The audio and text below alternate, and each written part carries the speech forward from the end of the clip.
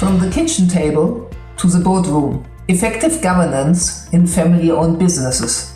Family-owned enterprises are the backbone of thriving economies. Occasionally we do podcast episodes specific for family-owned businesses, and there is a real reason for this. Family firms account for around 70% of global GDP and 60% of global employment, according to a recent study by INSEAD Business School. They are key drivers of innovation, entrepreneurship, and long-term value creation, especially in sectors like retail, food, consumer goods, pharma, financial services. And yet, when we talk about boards and governance, we still tend to think first and foremost about large listed corporations. The role of advisory and supervisory boards in family businesses, how they protect the legacy, enable strategic renewal, and navigate succession receives far less attention than it deserves, and we want to contribute that these type of businesses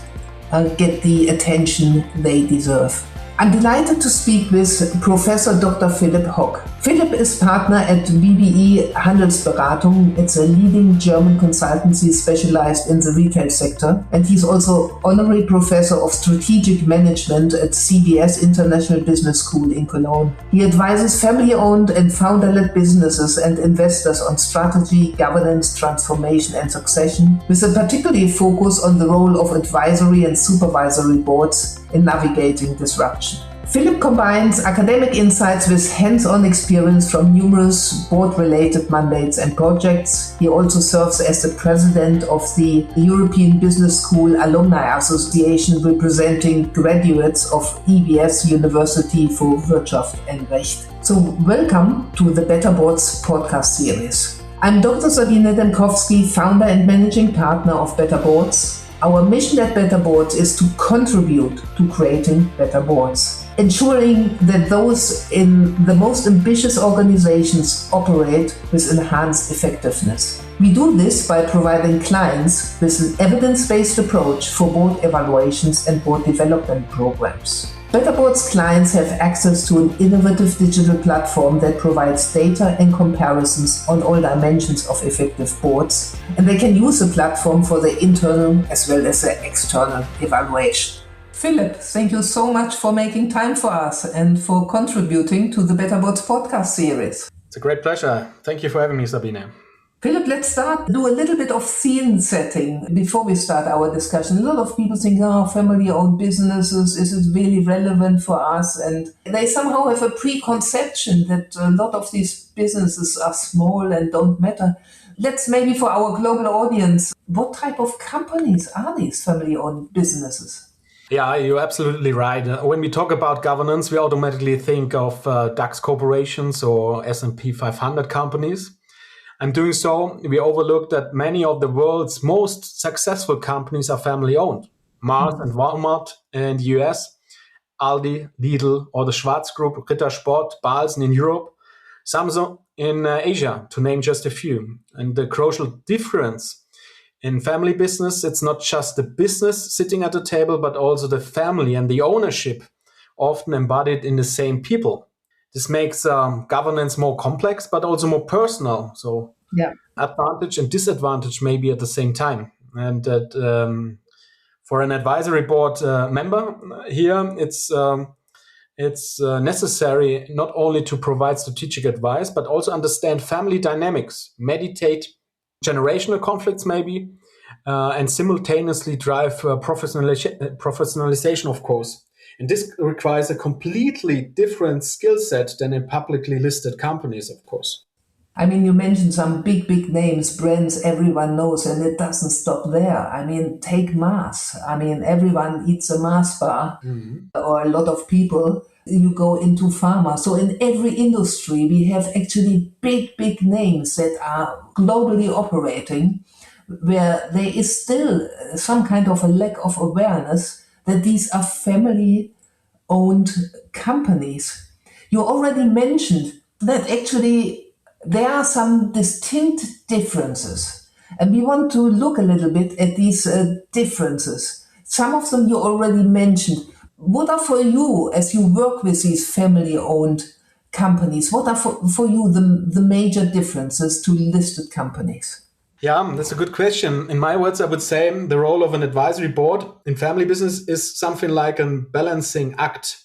On the one hand, you should provide advice, strategic advice, of course, exercise control, and act as a sparring partner of management, as in any company, of course. And on the other hand, it must protect the family's interests to guide succession and sometimes to diffuse emotional conflicts, which is a very important part as an external advisory board member. In publicly listed companies, this role is more clearly defined. You have a shareholder value, you have compliance issues, risk management. In family businesses, there is let's say, additional dimension of legacy. What did the founding generation build on the one hand, and which values should be preserved is asked often in the newer and the fresher generation on the other hand. And for me, a good advisory board manages to balance these three dimensions. On the one hand, family, ownership, businesses, and this without anyone dominating.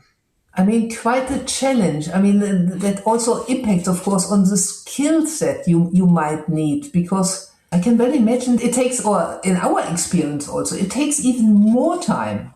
Board members need to devote more time to a seat on the table than in many listed companies. Yeah, I think the time issue is always a thing if you are in negotiations with supervisory board mandates, yeah? What is the right time? And on the one hand, to make the right impact, but to not be too operational and let the management do their job. For me, I think you need to have at least 3 to 4 advisory board meetings and maybe strategic offsites as well. Yeah. So how can the board make sure, we can call it board, to call it supervisory board, or also if it's an advisory board, why do boards matter? Isn't at the end of the day always the family that basically makes a final decision? Or does the board really have a real stake?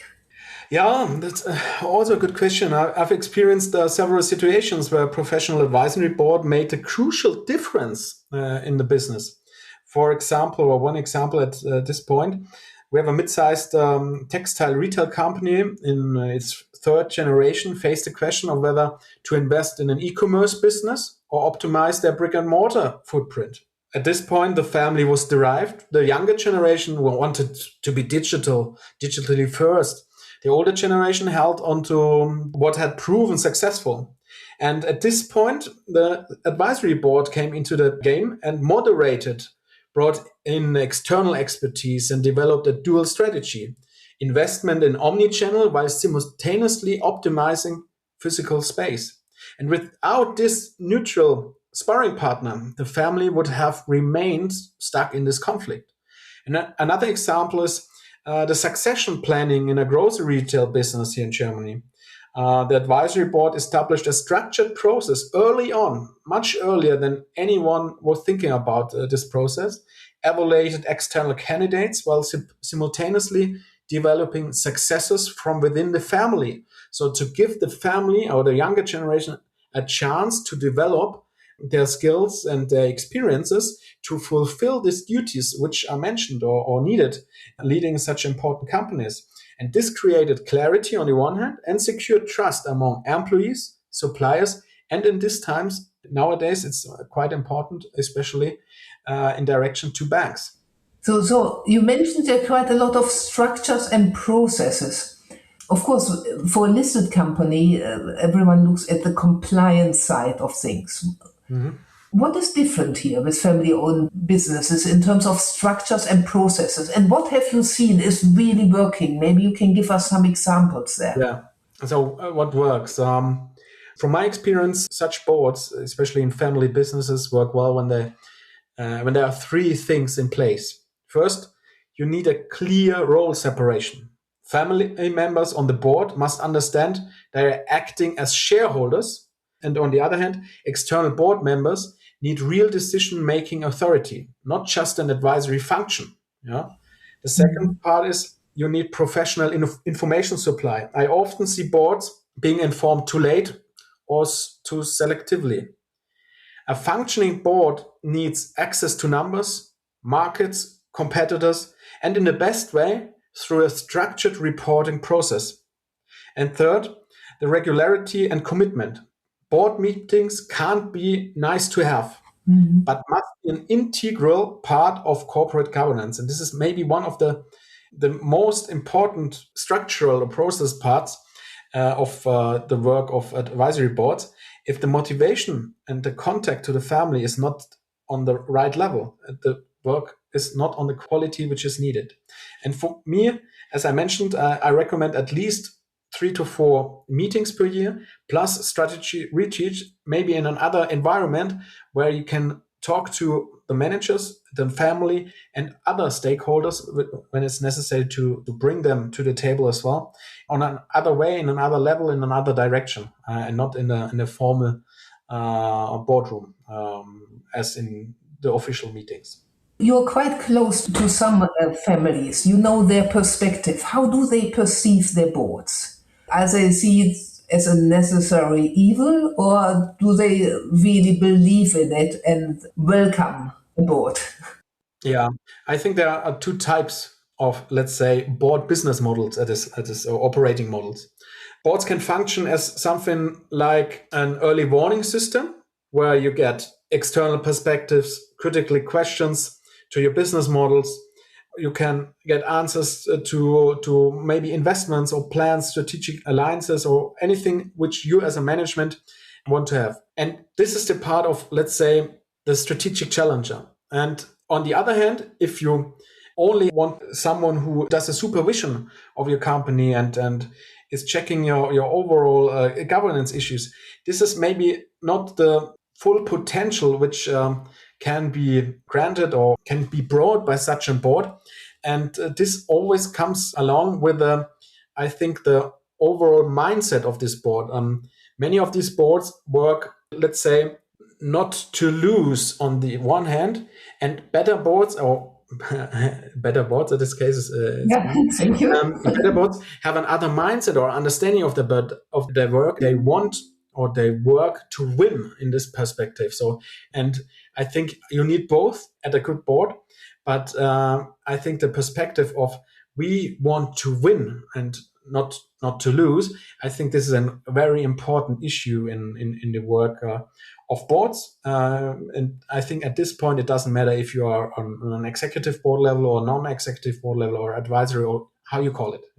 So, I mean, we hear a lot also in the media that, of course, wealthy families are trying to preserve their position, their wealth. What you are saying is you see clearly the divide between not wanting to lose and wanting to win. What do you think, in which camps are most of the families, what you experienced in your career? Yeah, I think it's a question of, let's call it, of generation. Yeah, in many family-owned businesses, the system is very focused on single persons. In extreme situations, on the founder or the successor of the founder, which is the son or the daughter or anything else. And there are the decision-making processes very focused on 1 or 2 persons. And if you are able, or if organizations are able to make this more liberal, to bring these responsibilities to more managers or owners or, I don't know, supervisory boards, I think this is the mindset where I think this motivation to win can grow. Yeah, and then I think the dynamic is much higher. But to answer your question quite clear, unfortunately, so a lot of companies which do not use the full potential of this winning mindset and are stuck in more risk-averse modes, like in this not to lose perspectives. So, I mean, there clearly are tensions in family-owned business, as in any business, let's face it, but there are specific tensions here maybe between this entrepreneurial side and also the professional governance sides.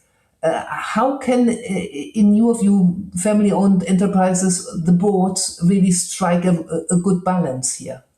Yeah, I think this is the core question for many family entrepreneurs. I want to stay agile, make quick decisions, but should I now let myself be controlled by an advisory board? Mm-hmm. And my answer to that is a good advisory board doesn't restrict entrepreneurial freedom, it expands it. It provides backing for bold decisions, protects against mistakes, and creates legitimacy, both internally and externally. And this balance works when the board is understood not, as I mentioned, as a control body, but as a strategic sparring partner. And this means not every operational decision needs to be discussed or needs to go through the board, but the strategic decisions like investments, expansion, successions should be discussed there. And my advice to entrepreneurs is bring people onto your board who challenge you but understand your entrepreneurial DNA. Which, of course, is sometimes not easy because it's not only the entrepreneurial DNA, the culture, the values. It's a lot to be considered there to really find the right people and the right match. Yeah, that's an important task. And I think there are a lot of experts which are focusing especially on evaluating the right profiles and finding the right profiles for family-owned and listed boards as well, yeah. We recorded a podcast with Andreas von Specht a while ago. Mm-hmm. Yeah, for anyone who would like to reference it, there are some insights about how specialist headhunters go about finding the right people for these type of businesses. So maybe slowly we need to come to an end, but have you seen anything in these boards, what these boards do, how they do it, that could be actually a good learning also for listed boards? Yeah, I think the first and main point is the long-term orientation. Mm-hmm. So family businesses think in generations and not in quarters or weeks or months or I don't know. And this enables investments that only pay off after years, such as in employee development or innovation and such things. Second, the proximity to shareholders and stakeholders. I often see family entrepreneurs personally knowing their suppliers, the employees, and customers, of course. And this creates trust and stability, especially in crisis. And third, the speed. When the owners are on board, decisions can often be made faster than in complex corporate structures, of course. My appeal to publicly listed companies, to bring it on the point, bring these perspectives into your board, for instance, through supervisory board members with family business experiences. And I think there's a huge potential to have such skills and experiences in listed companies as well. Fantastic. So the final question is, Philipp, is always a mean one. What are the 3 things our listeners should take away from this podcast episode? Yeah. So for me governance is not a luxury, but a success factor, especially for family businesses. A professional advisory board secures continuity, enables transformation, and creates trust. Second, family, ownership, and business must be clearly separated in roles, in bodies, in decisions. Only this creates professional governance. And third, the right board makes the difference. It's not the size that counts, but quality. People who think strategically, understand the family, and have the courage to ask uncomfortable questions. And my advice, invest in your governance. It's the best life insurance for your company. Philipp, very wise words. Thank you so much for contributing to the Better Boards podcast series. Thank you. Thank you for listening to the Better Boards podcast series. We love to hear from you. I know it's a medium where we send a message out, but we love interaction. So if you have any question, if you would like to become part of our community, if you would like to hear about our services, if you have ideas for another podcast episode, reach out. We are here and we will respond. This is not AI generated. These are real people who work here. You can best reach us on info@better-boards.com. Looking forward to hearing from you.